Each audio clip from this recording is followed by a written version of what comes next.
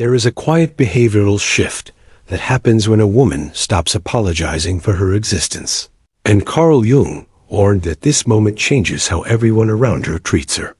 Most women apologize automatically, not because they are wrong, but because they sense tension, discomfort, or emotional imbalance, and they were conditioned to repair it even when they didn't create it.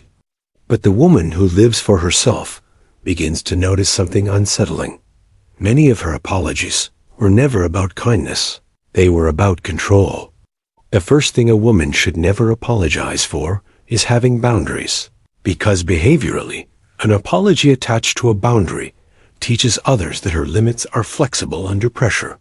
Jung explained that the psyche looks for weak points and patterns, and when a woman apologizes for protecting her time, space, or energy, the unconscious mind of others registers her boundary as negotiable. The second thing she should never apologize for is needing distance, silence, or time to think. Behaviorally, urgency is one of the most common tools used to override intuition, and a woman who does not rush her responses disrupts emotional leverage. Jung observed that when immediate reaction disappears, manipulation loses rhythm, and people become uncomfortable because they can no longer predict her. The third thing she should never apologize for is changing her mind. Growth alters behavior, and people who benefited from her old version will frame the change as inconsistency or betrayal. But Jung believed that psychological development requires shedding outdated identities, and a woman who apologizes for evolving teaches others that her past self deserves more loyalty than her present awareness. The fourth thing she should never apologize for is saying no without explanation. From a behavioral perspective, explanations invite negotiation, and negotiation invites pressure.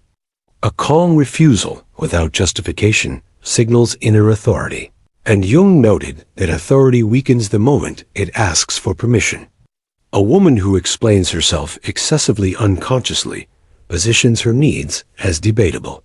The fifth thing she should never apologize for is her emotional sensitivity. Sensitive women are often the first to notice shifts in tone, energy, and intention, and Jung viewed sensitivity not as fragility, but as psychological perception. Apologizing for emotional awareness trains a woman to distrust her instincts, making her easier to mislead. The sixth thing she should never apologize for is prioritizing her well-being. Behaviorally, people who benefit from her self-neglect will label self-care as selfishness. Jung warned that self-abandonment creates resentment and inner fragmentation, and a woman who apologizes for choosing herself slowly conditions herself to disappear emotionally to maintain approval.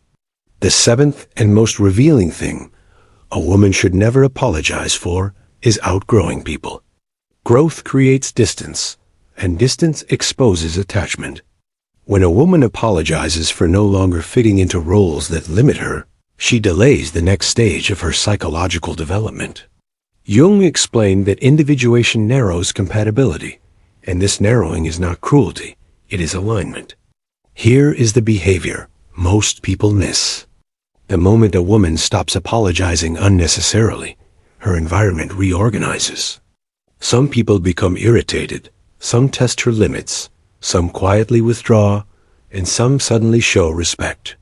This reaction reveals who is attached to her authenticity and who is attached to her compliance. She does not become colder, she becomes clearer.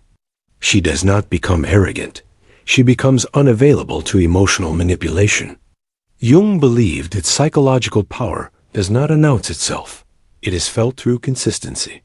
And when a woman stops apologizing for her boundaries, her growth, her intuition, and her self-respect, she doesn't become difficult, she becomes difficult to control.